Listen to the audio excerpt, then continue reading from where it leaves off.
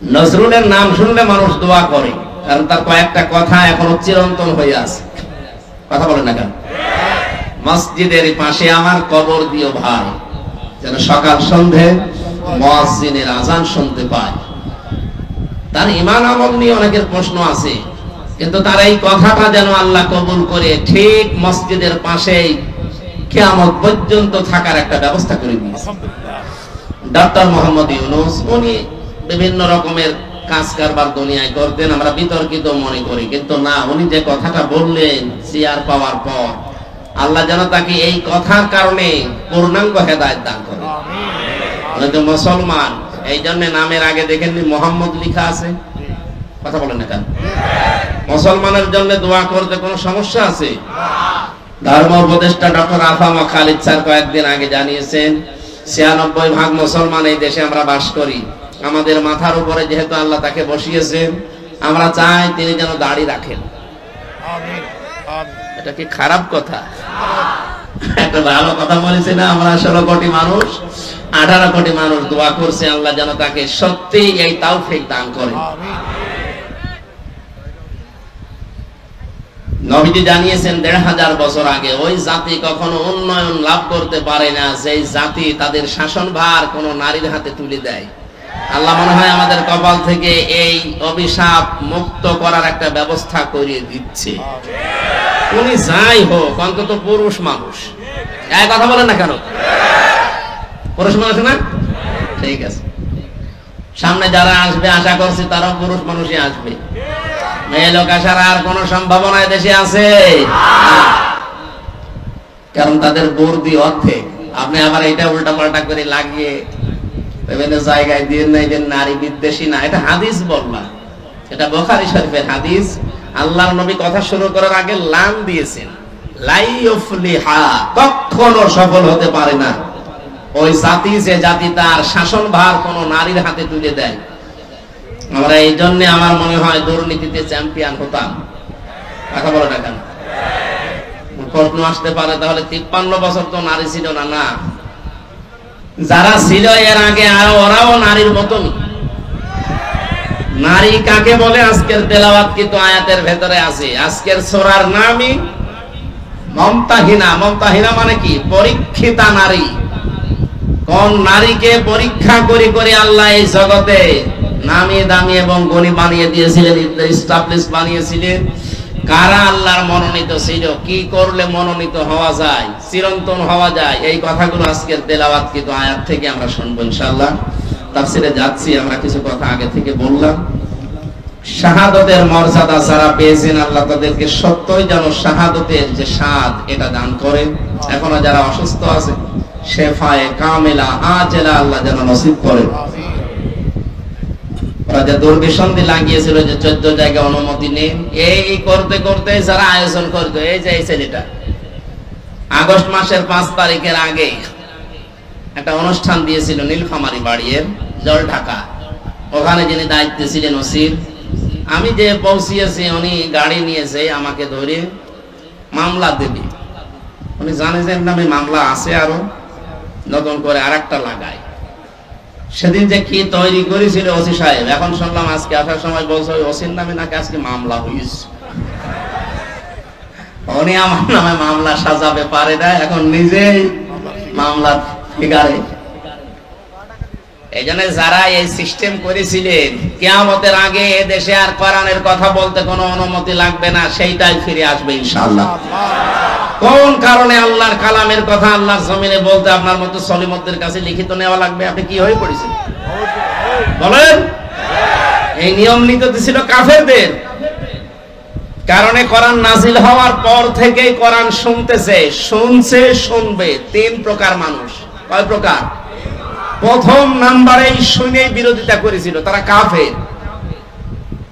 আল্লাহ রাব্বুল আলামিন বলেন, ওয়াকালাল্লাযীনা কাফারু লা তাসমাউ লিহাযাল কুরআন আলগাউ ফীহি লাআল্লাকুম তাগলিবুন। সূরা হামিম সাজদা ২৪ নম্বর পারা ১৮ নম্বর পৃষ্ঠা ৯ নম্বর লাইনে ২৬ নম্বর আয়াত। এটা তাফসীরে ফি জিলালিল কোরআনে আছে। দলিলগুলো তাফসীর আকারে লম্বা করে বলছি না, শুধু শর্টকাটে কিছু বিষয় জানানোর জন্য আমি বলছি। আল্লাহ পাক বলেন ১৫০০ বছর আগে কাফেররা সিদ্ধান্ত নিয়েছিল সব চলতে দাও, কোনো বাধা দিও না, কিন্তু মুহাম্মদের কোরআন যেন চলে না। ওদের উদ্দেশ্য ছিল এই, কোরআন চলতে যদি বাধা দিতে পারো, হট্টগোল করো, ওয়ালগাউ ফিহি, শুধু বন্ধই করবা তা না, এটা বন্ধ করার জন্য যত রকমের কায়দা কৌশল আছে করবা।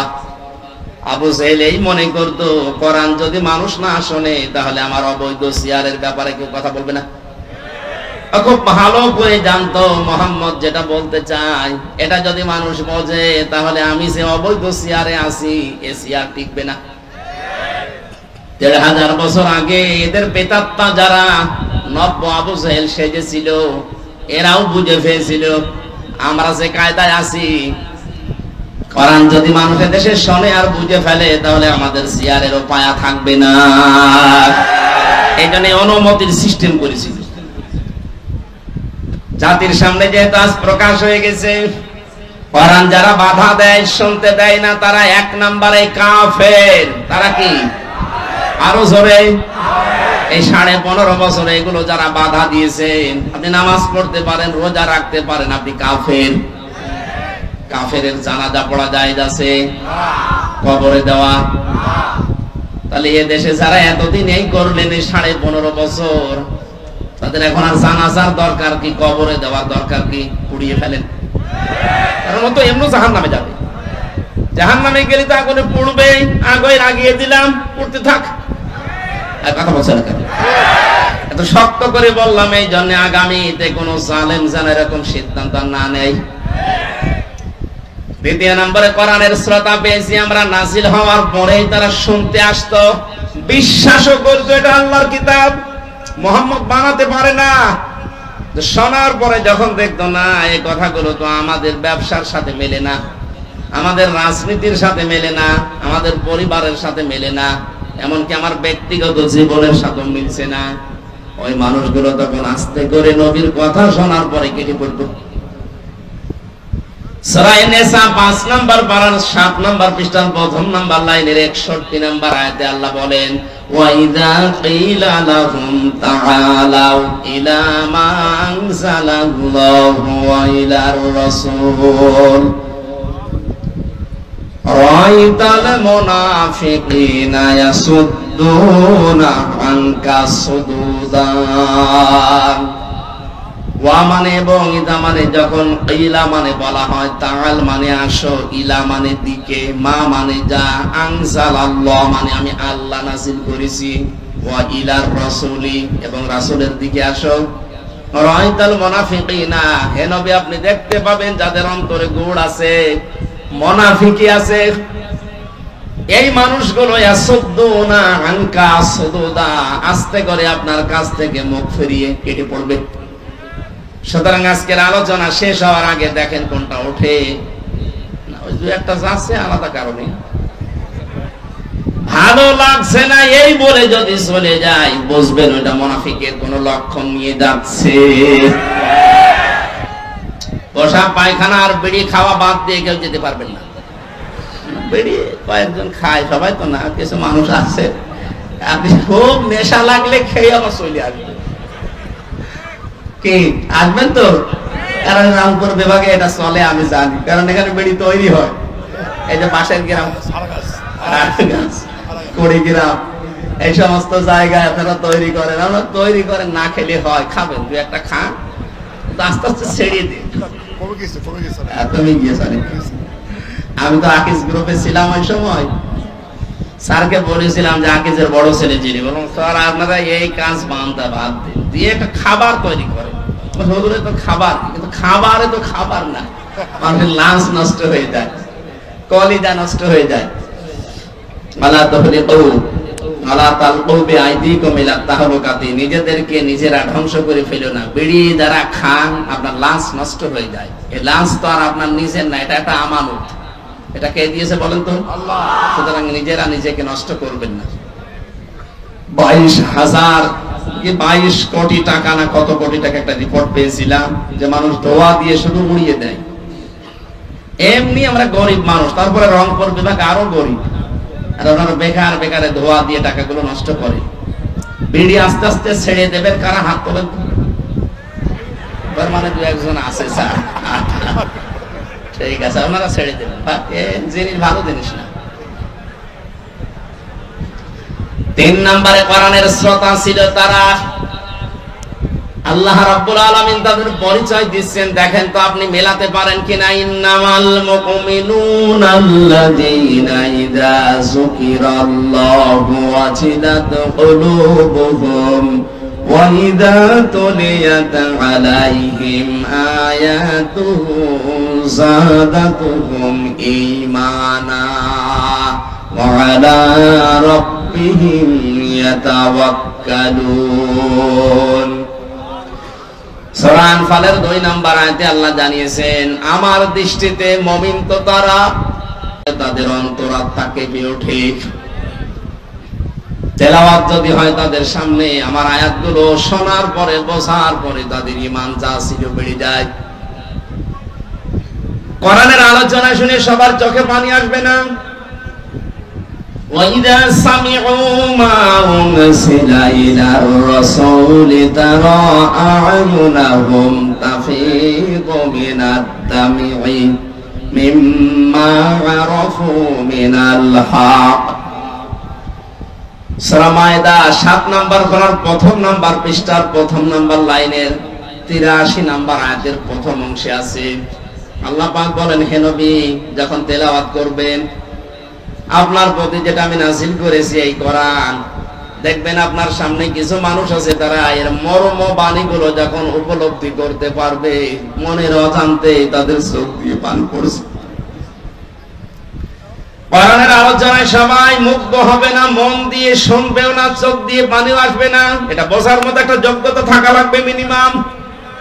যাদেরই আছে দেখবেন কোরআনের আলোচনা যখন গভীরে পৌঁছিয়ে যাবে, ওরা বসে আছে কিন্তু অজান্তে তাদের চোখ দিয়ে পানি পড়ছে।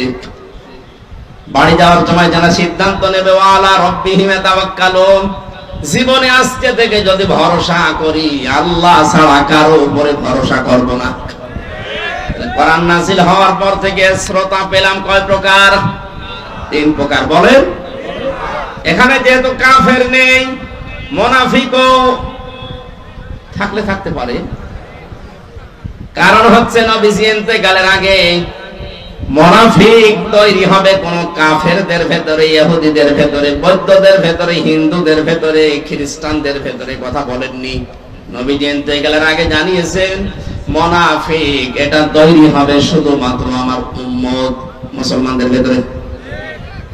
আর আমরা যেহেতু দেশে 96% মুসলমান, আমাদের ভেতরে মুনাফিক তৈরি হওয়ার সম্ভাবনা নেই। বলেন বলেন, আপনি দেখেন তো আপনি কি নাম? আয়াতুল মুনাফিকি সালাসা, ইযা হাদাসা কাযিবা ওয়া ইযা ওয়া'দা আখলাফা ওয়া ইযা আতমিনা খান। নবীজি বলেন মুনাফিকের চার আছে তাদের ভেতরে, যারা কথা বললেই মিথ্যা কথা বলে। এই কথা বলেন না কেন? এই আচরণ বাংলাদেশে নেই। কত হাসি পট্টি বাঁধা মানুষ হাতে তসবিহ নিয়ে ঘুরতো, সেও যে এরকম ডাহা মিথ্যা কথা বলতে পারে ক্ষমতার কারণে। এখন যে বলছে যে না আমি পদত্যাগ করিনি, তে ভিডিও কি বানানো নাকি? এক কথা বলেন না কেন? আপনি যদি পদত্যাগ না করে থাকেন তাহলে রাষ্ট্রপতি যেটা বলছে এটা কি বানিয়ে বলছে? ধোঁকা দিয়ে বোকা বানিয়ে এতদিন খেয়েছেন, এখনো খেতে চান। আপনি তো টাটকা নির্ভেজাল মুনাফিক, কারণ কথা বললেই মিথ্যা কথা বলেন। মুনাফিকের পক্ষে যদি কোনো মুমিন থাকে, কেউ মুনাফিক? এই কথা বলছেন কেন? আপনি পৃথিবীতে উন্নত রাষ্ট্র যাদেরকে আমরা মনে করি, সিঙ্গাপুর, ওরা কোরআন আল্লাহর কিতাব বিশ্বাস করে না, কারণ ওখানে 100 ভাগের 95 ভাগ অমুসলিম। আমি কয়েকদিন আগে ওখানে গিয়েছিলাম, আমার একটা আলোচনায় ওই জায়গায় আমি বলেছিলাম যে পৃথিবীতে ঘৃণিত আল্লাহর কাছে সবচাইতে বেশি ঘৃণিত তারা যে মানুষগুলো আল্লাহকে অস্বীকার করে। এর আরবিটা হচ্ছে কাফের, বাংলা অস্বীকারকারী। এই কথাটা এদেশ থেকে যারা এই 24-এর স্বাধীনতার পরে পালিয়েছে, এরা ওখানে অনেকে আশ্রয় নিয়েছে, আর রাজনৈতিক আশ্রয় চেয়েছিল কিন্তু অনেকে পায়নি, আবার ওখান থেকে অন্য দেশে যাচ্ছে। এই মানুষগুলো ওরা নালিশ দিয়েছে ওই দেশের পররাষ্ট্র মন্ত্রণালয়ের কাছে, যে ওনার নামে দেশে মামলা আছে, উনি আইএস জঙ্গি বিভিন্ন নাম দিয়ে উনি অবৈধভাবে দেশে প্রবেশ করেছেন। 8টা-9টা পয়েন্ট লিখে লিখে ওরা ওই দেশের কাছে নালিশ দিয়েছে। তা আমি কাফেরকে কাফের বলেছি, এটা তো আমি বানিয়ে বলেছি নাকি? ঈমান ভাঙার যে 10টা কারণ আছে, এখানে আমার মনে হয় যত মানুষ আছে অধিকাংশ মানুষই জানে না। নামাজ পড়ে যারা, সালাত আদায় করার আগে সবচেয়ে গুরুত্বপূর্ণ কাজ হচ্ছে ইয়া আইয়ুহাল্লাযীনা আমানু ইযা কুমতুম ইলাস সালাতি ফাগসিলু ওয়ুজুহাকুম ওয়া আইদিয়াকুম ইলাল মারাফিকি ওয়ামসাহু বিরুসিকুম ওয়া আরজুলাকুম ইলাল কাবাইন। হে ঈমানদারেরা, যখন নামাজের জন্য তোমরা প্রস্তুতি নেবে যে আমি নামাজ পড়ব, তার আগে তোমরা ওযু করো। এই নির্দেশ কার? ওযু করতে যে 4টা ফরজ আছে জানেন তো, এই 4টা যদি আদায় হয় তাহলে আপনার ওযু হয়ে যাবে। 3টা আদায় করেছেন, একটা করেননি, আপনার ওই ওযু না। এ পর্যন্ত বুঝেছেন? এই জবাব দেবেন, এটা ক্লাস চলছে, স্যার বসে আছে দেখছেন না? উনি হয়তো আরো বড় ক্লাস নেন, আমরা একটু ছোট ক্লাস নিচ্ছি। তাহলে আমরা ওযু করার সময় ফরজ জানলাম কোরআন দিয়ে, কয়টা? 4টার ভেতরে একটা আদায় করেছেন, 3টা করেননি, ওযু হয়নি। 3টা করেছেন, একটা করেননি, ওযু হয়নি। এটা মানেন তো? মানেন? এখন যদি কেউ ওযু এই 3টা ফরজ আদায় করে একটা করেনি, বলে আল্লাহ আমারে মাফ করে দাও, আমার ওযু কবুল করো, হবে? কারণ ফরজ জিনিস আপনি শেষ করে দিয়েছেন, এটা মৌলিক বিষয়। 2 নম্বরের বিষয় হচ্ছে ওযু করার পরেই ওযু থাকবে তা না। 7টা কারণে ওযু নষ্ট হয়ে যায়। কয় কারণে? 6টা ঠিক আছে, একটা হঠাৎ করে মনে করেন বাতাস বের হওয়া, এটা বের হয়ে গেল, আপনার ওযু থাকবে? আপনি এই ওযু দিয়ে যদি নামাজ পড়েন, নামাজ পড়া আর না পড়া সমান। কারণ ওই ভাঙ্গা ওযু দিয়ে নামাজ ভেঙে যায়, নামাজে দাঁড়িয়েই কবুল হবে তা না। নামাজ ভেঙে যায় 19টা কারণে। কয়টা? 18টা পালন করলেন, একটা করেননি, নামাজ হবে? তাহলে নামাজ পড়েও যা, না পড়েও যা। হজ ভেঙে যায় 5টা কারণে, রোজা ভেঙে যায় 2টা কারণে। এরকম প্রত্যেকটা ফরজ বিধান নষ্ট হয়ে যাওয়ার পেছনে কিছু না কিছু কারণ আছে। কথা বুঝতেছেন? আমরা যে জান্নাতে যাব, যেটার বিনিময়ে বদৌলতে, তার নাম ঈমান। তার নাম কি? ঈমানও ভেঙে যায় 10টা কারণে। এর 9 নাম্বার কারণ এইটা। কোন ব্যক্তি যদি কাফের হয়, কেউ যদি তাকে কাফের মনে না করে, সেও কাফের। কাফের আল্লাহ ঘোষণা দিয়েছেন, যারা তাকে অস্বীকার করে, বিশ্বাস করে না, তারা কি? বাংলায় অস্বীকারী, অবিশ্বাসী, আর আরবিতে বলা হয় কাফের। এখন এই শব্দটা বলার কারণে ওদের নাকি রাগ হয়েছে, যে ওরা বাংলাদেশের পররাষ্ট্র মন্ত্রণালয় যিনি আছে, ওখানে রাষ্ট্রদূত আছে যারা, তাদের কাছে নালিশ দিয়েছে, আপনার দেশের এই মানুষ আমাদেরকে কাফের বলে গালি দিয়েছে। কাফের কি একটা গালি নাকি? এই যে কিছু মানুষ নালিশ দিয়েছে যারা পালিয়ে গেছে, ওরা তো মনে করছে না কাফের একটা গালি মনে হয়, হুজুর আমাদের গালি দিয়ে গেল। আমি তো এই পয়েন্টগুলো 10টা বলেছিলাম, যে নামাজ ভেঙে যায়, ওযু ভেঙে যায়, রোজা ভেঙে যায়, ঈমানও ভেঙে যায়। তার ভেতরে 9 নাম্বার এইটা, কেউ যদি কাফের হয় তাকে আপনাকে কাফের মনে করা লাগবে। আপনি যদি তাকে ঈমানদার মনে করেন, আপনারও ঈমানের সমস্যা হবে।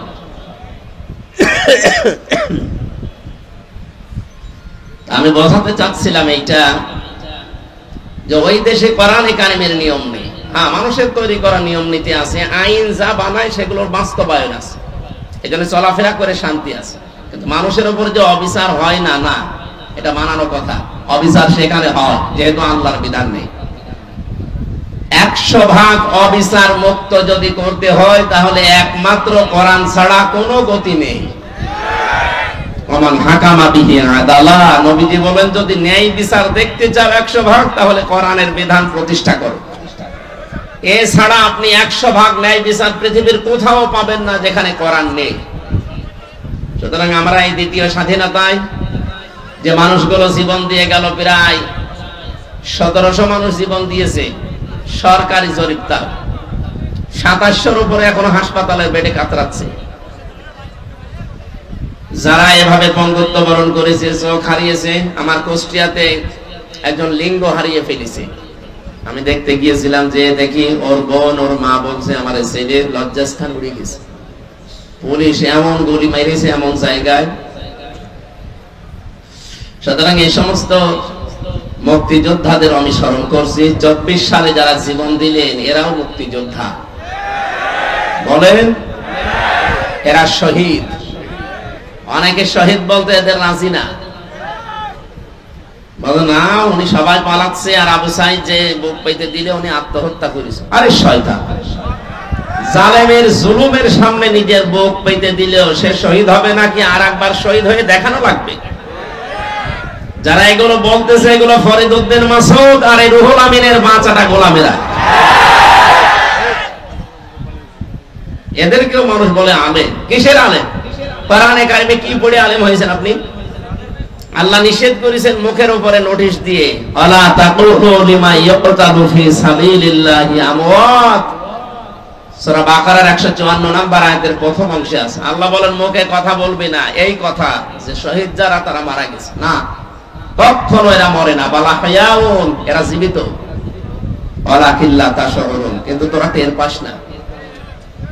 মানুষ যেহেতু মুখের পরে অন্তরে হৃদয়ে একটা ধারণা করতে পারে, আল্লাহ অন্তরের উপরে হৃদয়ের উপরেও নোটিশ জারি করে দিয়েছেন, ওয়ালা তাহসাবান্নাল্লাযীনা কুতিলু ফি সাবিলিল্লাহি আমওয়াতা বাল আহইয়াউন ইনদা রাব্বিহিম ইরযাকুন।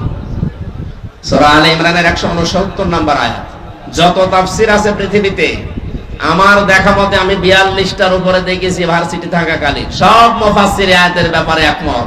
ধারণাও করবেন না, শুধু একজন না, ওয়ালা তাহসাবান্নাল্লাযীনা কুতিলু, বহু বচন দিয়েছেন আল্লাহ। কেউ এ ধারণা করবে না যে যারা শহীদ হয়েছে ওরা মারা গেছে।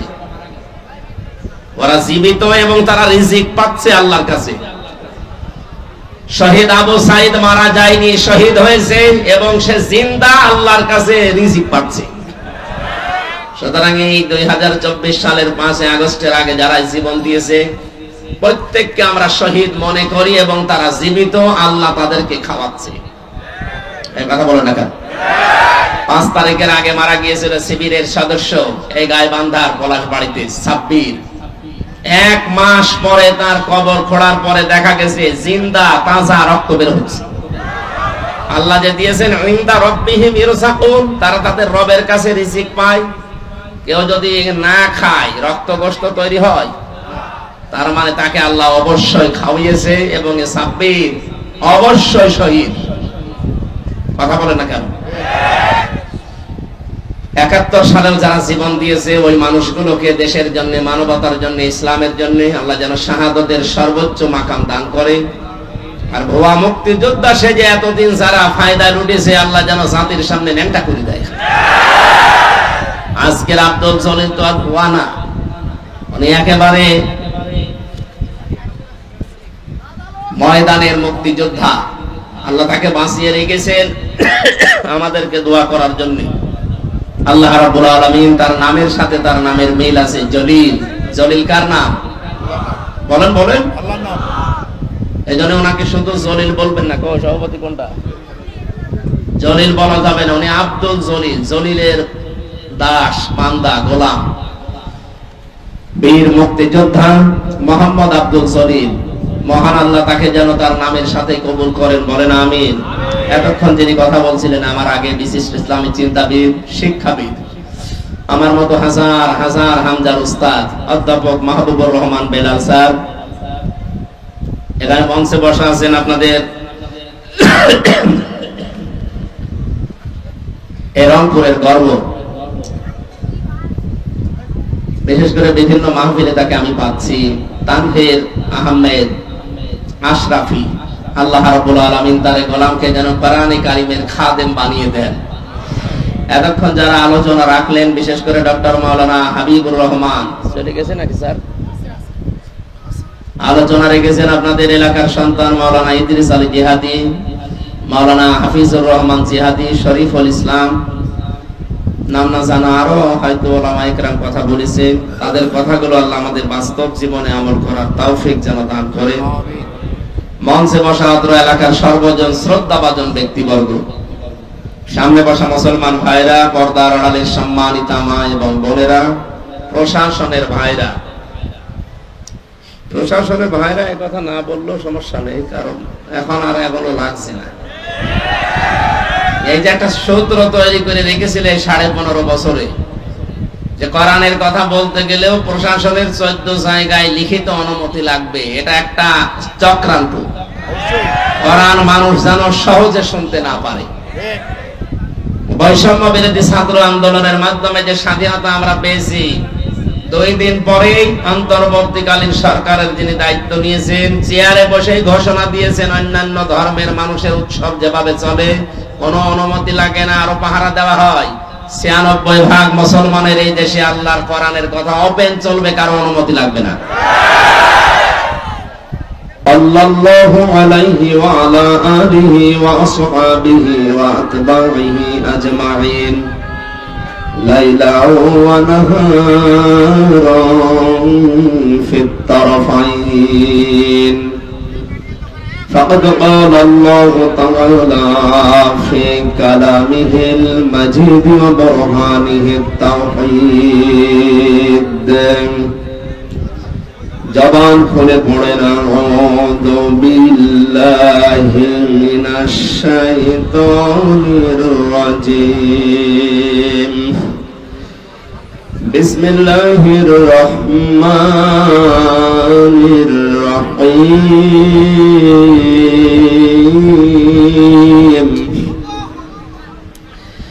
ইয়া আইয়ুহান নাবিয়্যু ইযা জাআকাল মুমিনাতু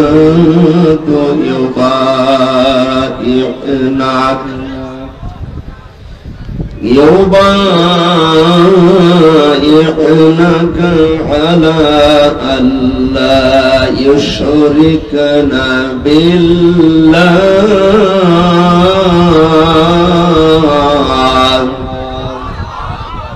على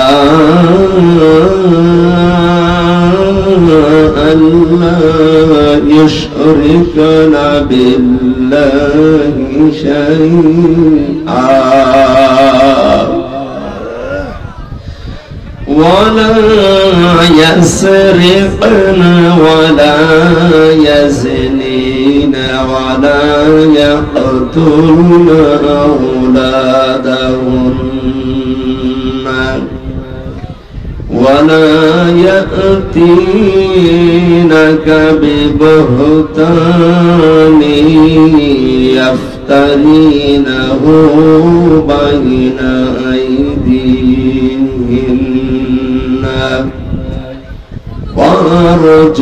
وأرجلهن ولا يعصينك في معروف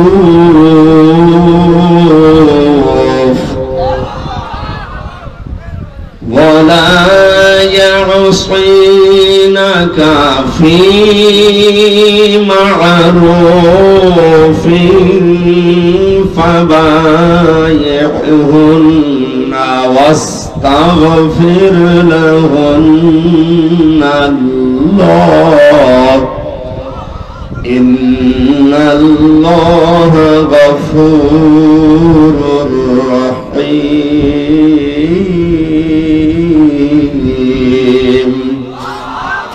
صدقت يا ربنا عن أبي هريرة رضي الله تعالى عنه قال قال النبي صلى الله عليه وسلم من سلم المسلمون من لسانه ويده إلى آخر الحديث رواه ابن ماجه إن الله وملائكته يصلون على النبي يا أيها الذين آمنوا صلوا عليه وسلموا تسليما اللهم صل على سيدنا مولانا محمد وعلى آل سيدنا مولانا بلغ العلا بكماله كشف الدجى بجماله حسنت جميع خصاله صلوا عليه وآله الحمد لله রংপুর জেলা 15 নম্বর ওয়ার্ড মহানগর সত্রাপুর কেন্দ্রে ঈদগাহ ময়দানে সত্রাপুর দারুল হক হেফজ ও দাখিল মাদ্রাসার উদ্যোগে 8ম বাৎসরিক হাফেজে কোরআন তাদের মাথায় পাগড়ি এবং দস্তরবন্দি উপলক্ষে আজকের এই কোরআনে কারিমের অনুষ্ঠানের সম্মানিত সভাপতি বীর মুক্তিযোদ্ধা মনে হয় 71-এর না রিসেন্ট যারা 24-এর বীর মুক্তিযোদ্ধা বাংলার কৃতি সন্তান যাদের মাধ্যমে আমরা স্বাধীনতা পেয়েছিলাম কিন্তু ভোগ করতে পারি নাই এখন আমরা স্বাধীন দেশেও যেহেতু পরাধীন ছিলাম এখন আমরা স্বাধীন হয়েছি স্বাধীনতা কাকে বলে এখন আমরা টের পাচ্ছি সামনে একেবারে 100% সফল পেতে হলে আল্লাহর কোরআনে কারিমের বিধান লাগবে অনেকের প্রশ্ন যে কোরআন যেখানে নেই সেখানে মানুষের স্বাধীনতা নেই হ্যাঁ আছে 100% নেই